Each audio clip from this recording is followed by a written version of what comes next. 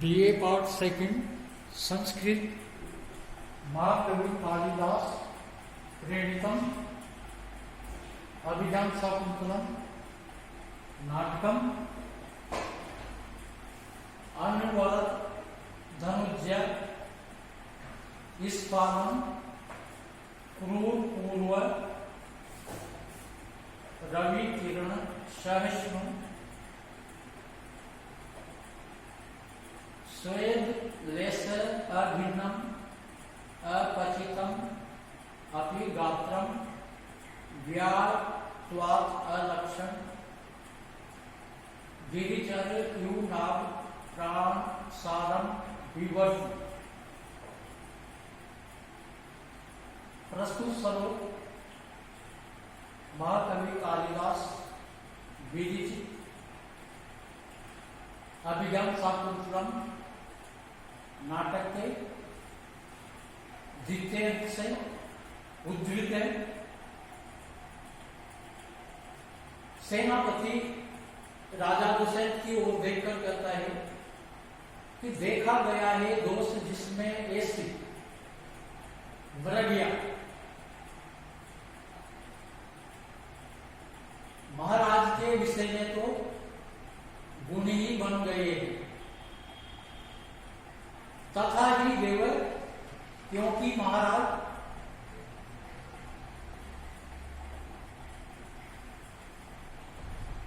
गिरिचर नागव्यूह अन्वरत धनुज्या इस्पालन क्रूर पूर्व रवि किरण सहिष्णु सौत लेस अभिन्नम अपचितम अपि व्यात्वात् अलक्षण प्राण सारम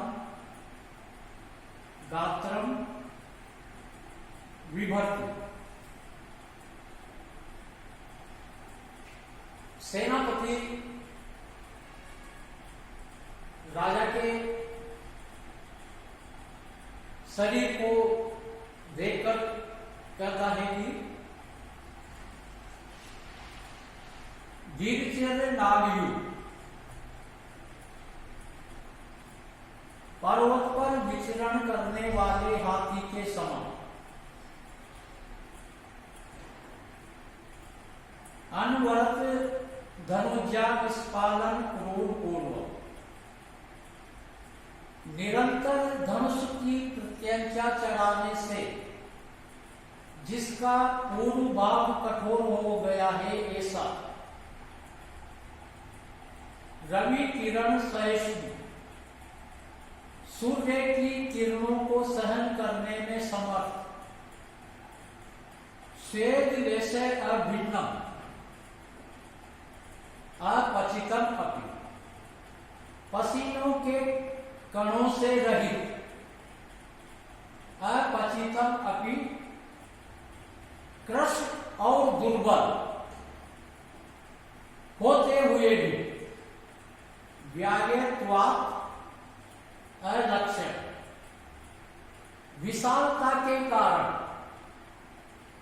प्रतीत न होता हुआ प्राण सारम गात्रम विवर्ति प्राण शक्ति से संपन्न शरीर को धारण करता है। प्रस्तुत पद्य में सेनापति दुष्यंत की ओर देखकर कह रहा है कि मृगिया में आखेट में अनेक दोष देखे जाते हैं, फिर भी आखेट से महाराज के विषय में तो गुण ही बन गए। प्रस्तुत पद्य में राजा दुष्यंत की शारीरिक विशेषताओं को बताते हुए सेनापति कह रहा है कि गिरिचर यूनाभ पर्वत पर विचरण करने वाले हाथी के समान अनवरत धनुर्जा निष्पादन क्रूर पूर्व, निरंतर धनुष की प्रत्यंचा चढ़ाने से जिसका पूर्व भाग कठोर हो गया है, ऐसा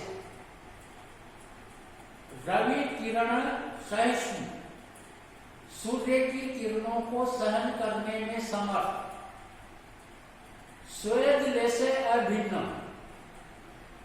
पसीने की बूंदों, पसीने के कणों से रहित, अपचितम अपि, त्रस्त और दुर्बल होते हुए भी अलक्षण प्राण सारम गात्रम विवर्ती, प्रतीत न होता हुआ प्राण शक्ति से संपन्न शरीर को धारण करता है। अर्थात राजा दुष्यंत का आखेट फैलने से, मृगया से जंगल में इधर उधर जानवरों के पीछे दौड़ते भागते रहने से, जिस प्रकार से एक शक्तिशाली हाथी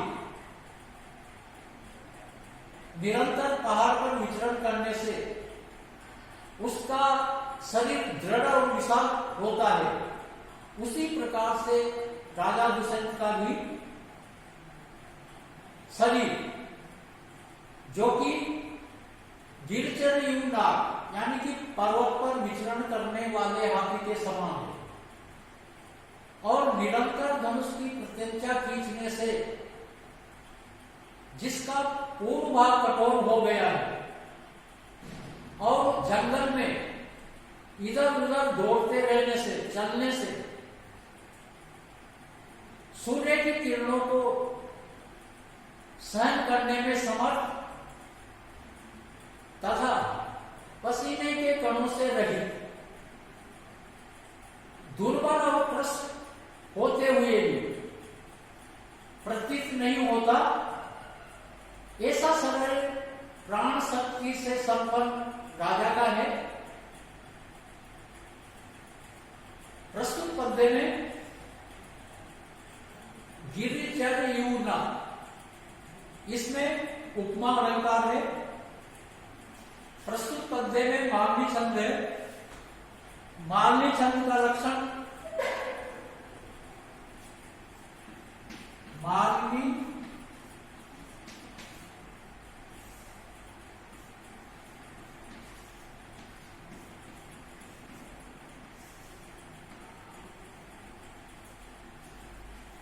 नन मय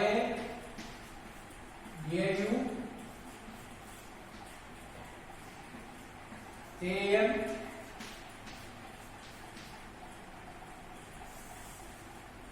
मालिनी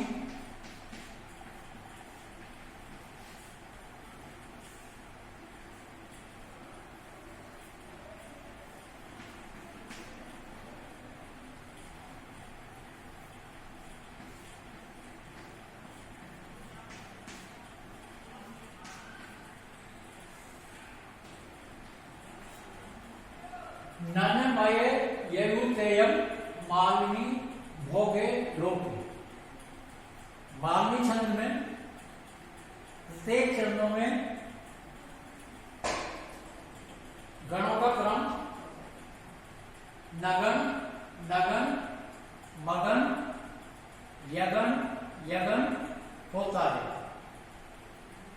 मालनी छंद में 15 वर्ण होते हैं।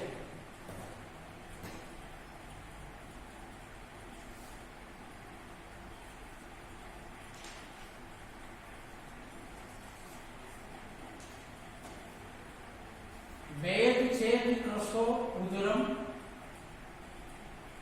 लघु भवती उत्थान योग्यम वपु सत्वा नाम अपि लक्ष्यते विकृतम एतत् चितम भय क्रोध्यो उत्कर्ष सच धर्मी नाम यत इसेव सिद्धंति लक्ष्य चले मिथ्ये यो व्यसनम वदंती ब्रवे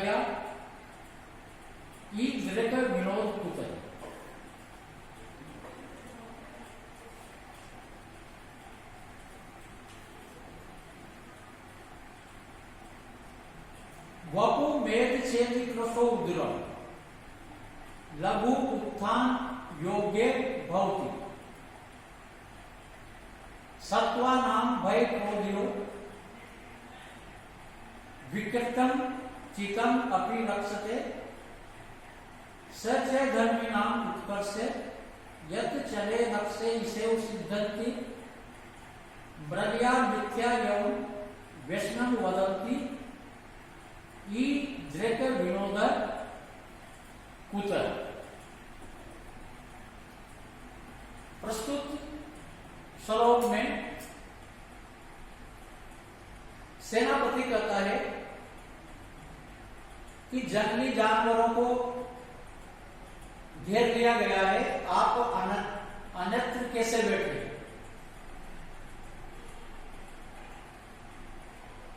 राजा दुष्यंत कहता है कि माधव्य के द्वारा प्रज्ञा की निंदा की गई है, लेकिन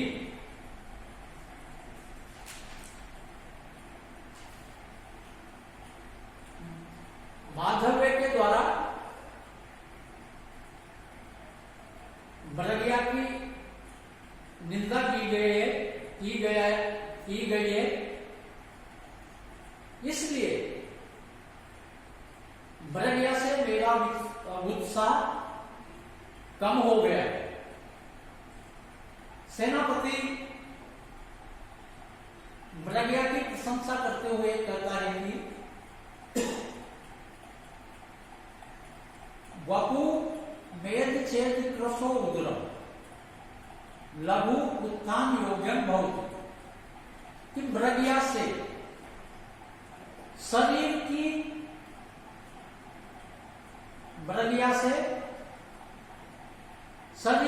चर्बी कम हो जाने से लघु उत्थान योग्य भवति, कि आसानी से हल्का और चुस्त होने से उठने योग्य हो जाता है। प्रज्ञा से चर्बी के कम हो जाने से कृष्ण उदर वाला हल्का और उत्थान योग्य भवति, उद्योग के योग्य हो जाता है। सत्वा नाम भय क्रोधियो विकृति एतत् चितम अपि रक्षते, तो जीवों की भय और क्रोध की अवस्था में भी विकार युक्त चित्त इनका पहचान लिया जाता है। सच धन्वी नाम उत्कर्ष, और ये धनुर्धारियों के लिए उत्कर्ष की बात है कि यत चले लक्ष्य इसे सिद्धंति, कि जो कि चंचल लक्ष्य पर अपने बाणों को सिद्ध करते हैं। प्रज्ञा मिथ्या एवं व्यसन वदंती, तो प्रज्ञा को मिथ्या ही दुर्व्यसन कहा जाता है। ईदृक विनोदय उदर, तो इस प्रकार का मनोरंजन अन्यत्र कहां अर्थात कहीं भी नहीं। प्रस्तुत पद्य में सेनापति कहता है, प्रस्तुत पद्य में सेनापति प्रज्ञा की प्रशंसा करते हुए कहता है कि महाराज का जो शरीर है वही इस विषय में प्रमाण है। तो प्रस्तुत पद्य में प्रज्ञा से क्या लाभ होते हैं उसी का वर्णन प्रस्तुत श्लोक में बताया गया है। तो मेद छेद कृष्ण उदरम लघु उत्थान योग्यम भवति, कि प्रज्ञा से शरीर की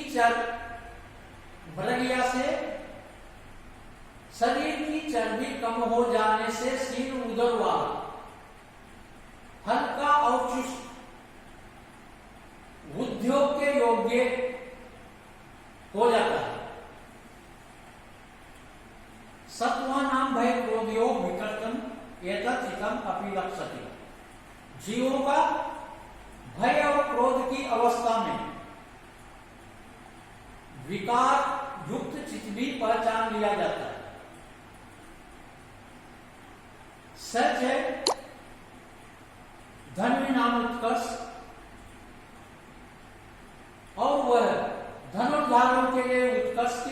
कि यत चले लक्ष्य इसे सिद्धते, कि जो चंचल लक्ष्य पर अपने बाणों को सिद्ध करते हैं।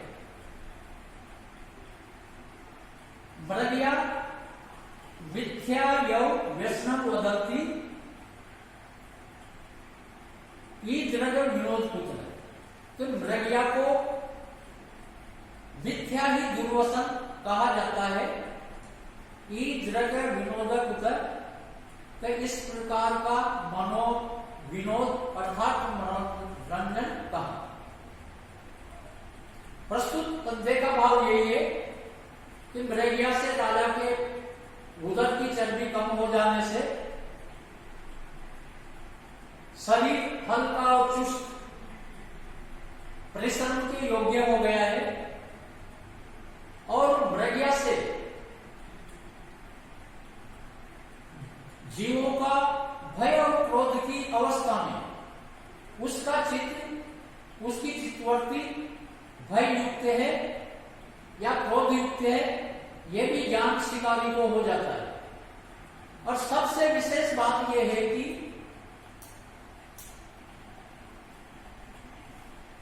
धनुर्धारों के लिए गौरव की बात होती है कि जंगल में चलते उछलते कूदते जानवरों पर अपना सफल निशाना साधते हैं। इस प्रकार से इतने फायदे होने के बाद भी, इतना लाभ होने के बाद में भी आखेट को, मृगया को मिथ्या ही झूठ मारने ही दुर्वसन बताया गया है। क्योंकि मनो आदमी ने आखेट को दुर्वसन माना है, लेकिन यहां सेनापति कहता है कि इस प्रकार का मनोरंजन या मनोविनोद अन्यत्र कहां, अर्थात कहीं भी नहीं। तो सेनापति का कहना का भाव ये हो गया कि मृगया के गुण अनेक होते हैं, फायदे अनेक होते हैं, लाभ अनेक होते हैं। मृगया को मिथ्या ही दुर्वसन बताया गया है। प्रस्तुत पद्य में साधुर विकृतम छंद है। साधुर विकृतम छंद का लक्षण है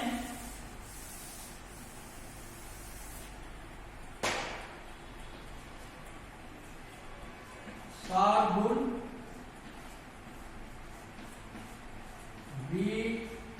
विकृतम।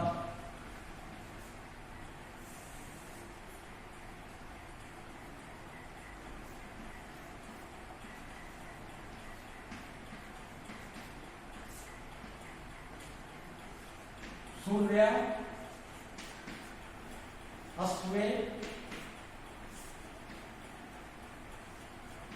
मसजा स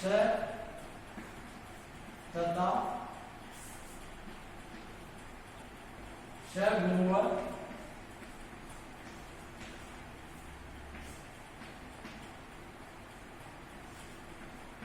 साधुर विक्रीडितम।